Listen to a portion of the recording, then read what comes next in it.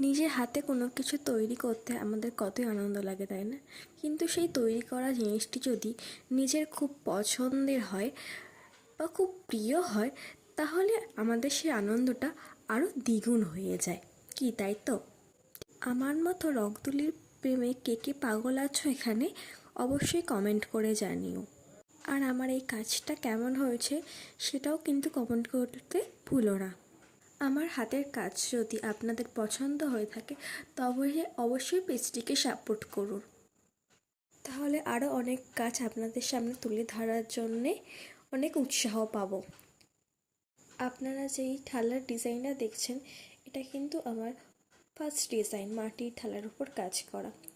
এর আগে অনেক ডিজাইন করেছি, কিন্তু মাটির থালার উপর কাজ করার আমার অনেক দিনেরই শখ ছিল, কিন্তু সেটা আর হয়ে উঠছিল না।